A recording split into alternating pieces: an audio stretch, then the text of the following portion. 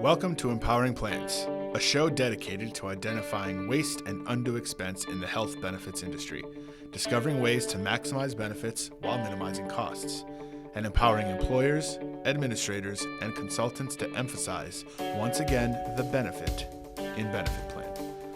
Today's episode is brought to you by the Phia Group, empowering plans since 1999.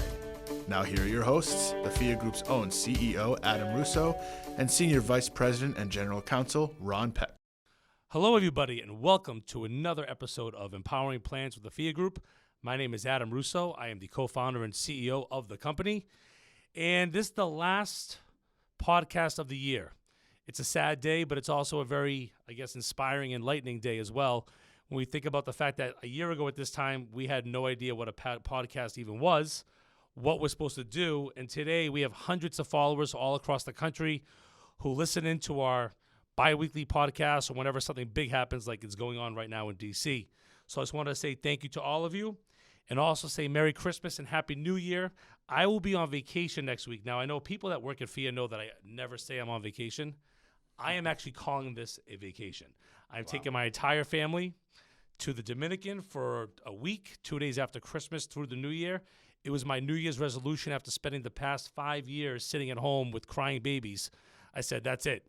Next year at this time, I will be on a beach somewhere. So just want to say thank you for the opportunity to speak to all of you like I do, and a great and successful 2018 to all of you. Now, yesterday we had a great webinar, and most of the feedback that we received was based on Brady Bizarro's enlightening, amazing, inspiring, and very educational feedback as to in regards to what's going on in Washington, D.C. when it comes to tax reform. Now, as you may notice, I have not said the name Ron Peck. Usually, when I'm doing these podcasts, I'm looking directly across at Ron. And today, instead of looking at Ron, I have a much better-looking man, a younger, more handsome gentleman, and it happens to be Brady Bizarro. Ron is working from home today. He had things to do, so we said, Ron, I think Brady and I can handle this on our own. So wanted to say welcome back to you, Brady. Thanks. So, Brady, let's not mess around. Let's get right into it. What is going on right now in D.C.? Enlighten our audience in regards to how this is going to affect their pocketbooks and also the self-funded industry in general. Sure. Thanks, Adam. So if you want to know what's happening right now, our time, it's just past 3 o'clock, and the president's in the Rose Garden giving a speech on the success of the tax reform bill. He's with members of Congress, the Republican caucus, and many, many reporters, and they're going through all the parts of the bill that, in their view, are a great success. So this is a big deal. This is the first tax cut in 30 years, the first meaningful tax cut in 30 years, and it deals a real big blow to the Affordable Care Act. It removes the individual mandate. So before we talk about that, I'll just give a quick overview for people to know what is in this tax bill. In a summary, it's basically a corporate tax cut. It's true that everyone's going to get some kind of benefit from this, but the big deal is here, if you're a corporation, your taxes are going down from 35% to 21%. That's a big deal. We're keeping 7 income tax brackets. They're getting tinkered with. We're making deductions more readily accessible, and we're keeping some state and local tax deductions. Those are all good things and things that are going to save you money if you're an employer. So wait a second. Hold on a second right there. So I'm an employer, right? The Phia Group. Right. This is a good thing for Phia? Tell me why. It is, yeah, because if you're paying taxes, which we do as a corporation, right, instead of paying 35%, you're paying 21% before. So we will have an additional 14% in savings, money that we don't have to give to the government. That's based correct. On the profitability of the company. Right. And Republicans are taking a big gamble with this bill because a lot of the pushback is, well, this is a big giveaway to corporate America. This is only for the super rich.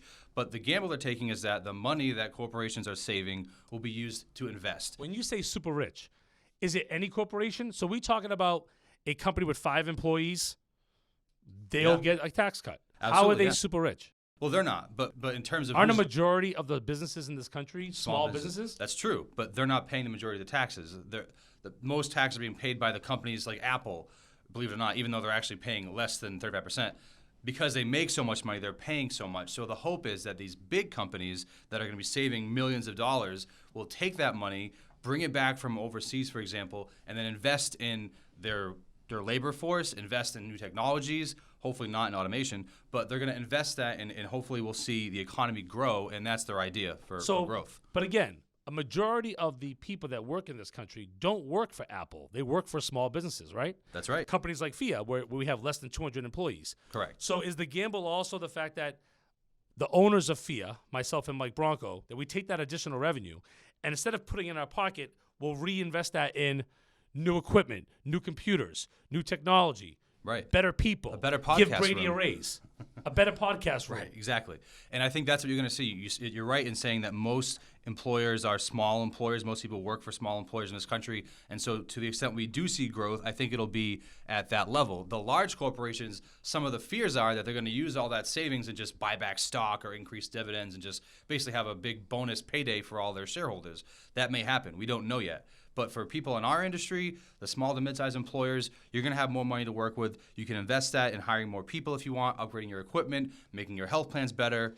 And so we'll wait and see exactly how that all happens. So our clientele, right. it's made up of smaller employers. Let's be honest. In the third-party administrator industry, we're not, trust me, I wish we were, but we're not representing the entire Walmart's employee benefit plan. Our average employee benefit plan has a population of about 300 employees and dependents included. So it's about 200 employee lives. Right. Those employers will benefit from this, giving them the opportunity to, one, hire more people, i.e. making self-funding even bigger potentially, and Right. two, having the ability to offer better benefits to the employees if they want to. For example, if they want to keep their employees around longer, if they want them to be healthier, if they want to have a reason for those employees to want to work for their company and not somewhere else. That is an argument that can be made. Yep, absolutely. And the other thing to note too is that because of one concern is all the tax loopholes and deductions. Remember that most small and mid-sized employers don't have access to the same kind of deductions that large corporations have. So this is really going to help them more because many large companies were already paying a low tax rate. A small and mid-sized employer is now going to have a pretty low effective tax rate because of this tax cut. When does all of this go into effect? So for 2019 is when this will be into effect. So 19. When your tax returns come out in 2019, yes. So not next year. Well, it goes into effect next year, but you won't get the money back, and your returns will happen in the following year. But it's for the tax year of 2018. Correct. Yep. Okay, good. So another way this impacts our clients, obviously, would be because of the repeal of the individual mandate. And I want to note that just as we're having this podcast, I mentioned before the president's having a press conference where he said that Obamacare has been repealed because of this. Now, that's not necessarily true. It is true that we're dealing a big blow to Obamacare. Was that in a tweet, or did he actually say it? No, he actually said it to reporters. But the truth is a lot of the law is still staying in place. The subsidies for people on the exchanges, the Medicaid expansion, the employer mandate. I know people were asking about that on the webinar yesterday. That's all staying the same. It is true. Give us the difference between the individual mandate and the employer mandate. Right. Why is that different, and why is that important from a self-funding concept? Sure. So big difference. For one thing, the employer mandate was delayed a couple years because of the feared impact it would have on employers. But the individual mandate is the requirement that every individual in the country, unless you qualify for a hardship exemption, has to purchase coverage that meets a certain requirement. If you don't, you paid a tax. So use yourself as an example. Correct. So you're a single guy. Yep. You have to buy health insurance currently under Correct. the individual mandate. Yep, and if I didn't, I'd have to pay a penalty. I forget what it's at now, but it has increased over time. And the goal was, because I'm young and healthy, I would be paying into the system, paying my monthly contribution or premium, and that would help offset the cost for sicker people, older people who are in the market who consume more care than I do. So the bottom line is you purchase your health care through Phia because basically you have to right now. Right. But next year, you have the option to say, I don't want health insurance, even though my employer subsidizes some of it. I just don't want it at all. You could say and that. you don't have to pay a penalty. Not to the federal government. So right. what are you going to do? I'm going to keep the plan I have. Why? And the reason is because for people who have employer insurance, it's often offered as part of an overall benefits package, for one. But more importantly, our plan's a good plan. The rates are really low. It's a good deal. And for me, I'm educated about my plan. I know that I want to stay healthy and be healthy. I know the value of preventative care because we educate our employees about the plan. So I'm going to keep my plan. But if you're in a typical plan, let's just say now, for example, sorry for throwing this on you, Brady, but this is how it works, right? This is a lightning round. Okay. If you had a regular plan that had a $5,000 deductible, would you be thinking differently? Is it possible you might say, why pay for anything at all? I'll just take a chance. I have to pay the first $5,000 anyways out of my pocket. Why pay anything in a premium if I don't have to? Is that what possibly can hurt the self-funded plans and the self-funded industry? Because more of those healthy young people could say, even though insurance is pretty cheap, I don't need to buy it, and I have a high deductible anyways, So could these high deductible health plans be hurting us in 2018 and beyond? They could be, yeah. And not only that, but plans that don't take steps now to try to control costs. If you find that your costs are going up, which we know for everyone is the case, but if you're not taking innovative steps now to keep costs down and your costs keep going up, you might find that your younger workers are dropping coverage. And that's going to make your problem worse, because then you're left with an older, sicker workforce that you're offering coverage to, and the costs are going to go through the roof. Now, if and anyone out there is a gambler, okay, like I am, all right, and a lot of people that I know like to gamble, NFL, whatever, horse racing, whatever it might be. You know those phone numbers you can call, or now they have the websites where, some guy is going to say, I'm going to give you a guaranteed winner tonight. The Pats over the Steelers, whatever it might be. And we all know that Brady is not very good at making picks, right? We all know that. I think he's like 1 for 5. I think he's like just barely over the Mendoza line. For those who don't know baseball reference, it's Mendoza basically averaged 200 per year. So, Brady, for your pick here, do you believe that repealing the individual mandate will have a negative effect on the self-funded industry in 2018, 2019, or will it not really have an effect on the overall ability for plans to self-fund in the coming future? So 2 things on that. First is the individual mandate is still in effect next year. So this goes into effect 2019. So next year will make a difference. Well, for purposes of the mandate, no. But insurers are already reacting, and they are expected to raise their rates by 10% on average. That's what the Congressional Budget Office projects. So there could be some impact next year, but it'll be more in 2019. So what you're saying is fully insured carriers are going to increase their rates by 10%. Oh, yeah, they're getting hit harder. So it is possible that in 2018, brokers and employers might look at self-funding as a viable option because of the fact that the fully insured carriers are increasing their rates. But if you're a self-funded plan, or potentially want to be a self-funded plan, you can look at this and say this could be a good thing for self-funding. Yeah, and plans that are more flexible and innovative, again, and you can do that better in the self-funded industry than you can in the fully insured industry. You'll be better protected. You'll be more likely to be able to offer the kind of affordable coverage to your employees to keep them enrolled. But in 2019 and beyond, what you're saying is, if you're a self-funded employer, let's say like us, 200 people, and your average employee is 30 years old, right?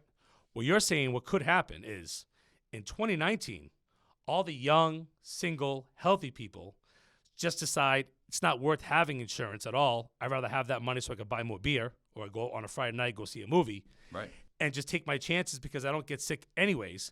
And the only people that will stay on the self-funded employee benefit plan will be the people that know they need insurance because they do have some type of illness. They have some type of condition. Yep. So in the long term, losing the individual mandate could actually significantly hurt and cause rates to increase for employers that self-fund 2019 and beyond. Absolutely, and what you described is what policy experts call the death spiral, where you only this happens over time. People exit the market, and you only have the sick people left, and then it's unaffordable for people because you have to cover them by law, but it's too expensive. But employers now are going to still be required to offer health insurance. That's right. So basically, if you're an employer who's getting a tax cut, like we will be, let's say, right, it's possible that in 2019, all the young, healthy people drop off the Phia plan, and only Ron stays on. That's a joke, right? It's supposed to be a joke. But they say, just sick people in general stay on. I have to still offer them health insurance. It has a minimum value, too. And meets minimum value. So in actuality, the tax cuts that I'm getting could be offset by the increase in cost on my health plan. Absolutely. That could happen. So this might not be a good thing. It might not be. And that's also why what we're seeing happening alongside this tax bill is other bills being introduced in the Congress by Republicans to repeal the employer mandate. They're looking to take other pieces away from the Affordable Care Act, repeal the ACA mandate for employers, to repeal the tax on Cadillac plans. And so they know that this may hurt employers down the line, and so they want to get rid of the rest of this law piece by piece, and we'll be waiting to see if that happens. Another thing to note real quick is that states have been stepping in. And you mentioned what would happen if I didn't buy coverage on Phia's plan. Well, what would happen to me is that in Massachusetts, we do have a mandate. We're the only state that does. We still do. And other states are now saying, we see the problem here, which we just talked about. We're going to have our own state-based mandate. And if you don't buy coverage in our state, we'll charge you our own penalty. So that may happen as a way to solve some of these problems, too. So the Romney plan in Massachusetts could just expand to other individual states? Yep. We already have states like New Jersey considering this, Maryland, California, Connecticut, all looking into this. So the employer mandate, if that goes away, it's going to potentially benefit employers since they don't have to offer health insurance to their employees. But correct. If you're SIA, the Self-Insured Institute of America, if you are an administrator, you're a third-party administrator, you're an ASO carrier, the bottom line is repealing the employer mandate will hurt your business because less and less employers will be required to offer health insurance, meaning they don't need your TPA services. Absolutely, yeah. You have less business for sure. And that's why I don't think that's going to happen. And I think even if it does, I think states will step in like Massachusetts has too. We also have an employer mandate in our state. And I think you'll see other states do that because the truth is, without an employer mandate, you're going to be dumping more people into the exchanges and on mass health and other Medicaid programs, and the states can't afford that. So they need employers to keep offering insurance. So if I was just a listener instead of being one of the hosts on the show, and I'm listening to you and I'm a self-funded employer, here's how I'm looking at this. This is a good thing from a tax standpoint for my company. We're going to have more profitability. We could keep more of our money. We could do whatever we want with it, reinvest it, put it in our pockets, go skiing, buy a ski house, buy a house down in Florida, whatever it might be, reinvest it in our employees, all that good stuff. And in 2018, it's going to benefit my self-funded plan, and it's going to benefit my industry because more and more people may look at self-funding as an option from the fully insured world since they're already increasing their rates by 10%. Right. But on the negative side, in 2019 and beyond, it is quite possible that I will only have sick people on my plan who will cost me even more money, and I won't have any contributions from the young, healthy people to offset that. So all those tax benefits will go away, and even possibly, if for example, Massachusetts is a bad example, but if I was in, let's say, Tennessee, for example, I could just drop health coverage entirely for any employee. Yep, yeah, that could happen. That's when you're going to see, especially in a robust economy, if an employer decides not to offer benefits to, let's say, Pat Santos, our great producer here. Pat might say, I can just go work for the company across the street that does offer me robust health benefits. So don't forget the reason why they started offering employee benefits in the first place, to get people, to attract people to work for their companies after World War II when there was a bunch of people looking for work and a bunch of jobs. Yep. So at the end of the day, in a good economy, Pat can leave. But in a bad economy, it could benefit the employer because I won't have a need to offer health insurance and Pat won't have a place to go because there won't be any other job. So I can see both sides of it, but this is a really complex question. This is a complex issue. It is, and I think we'll be talking about this going forward a bit more as we see the impact and the implications. So, anything else you want to add to us? I mean, I think we got a really good insight into regards to what's happening in D.C. right now. Yeah, I mean, like I said, I'm literally watching before we started this the signing ceremony as we speak. We're going to see the impact of it going forward. We'll be watching the other bills being introduced about the employer mandate and other taxes on Obamacare. But for now, this is a big deal, and I think self-insurance is in a better position to sort of bear the brunt of the impact than the fully insured carriers, and we'll see that going forward. Well, you heard it right here first, folks. I think it's obvious that we're going to have to do a webinar on this probably early January. But great insight, Brady. Thank you very much for being a great co-host today. I mean, we didn't miss Ron at all. I don't think so, not one bit. So anyways, on behalf of Brady Bizarro, Pat Santos, and myself, thank you so much for joining us here on Empowering Plans with the Phia Group. Merry Christmas and Happy New Year.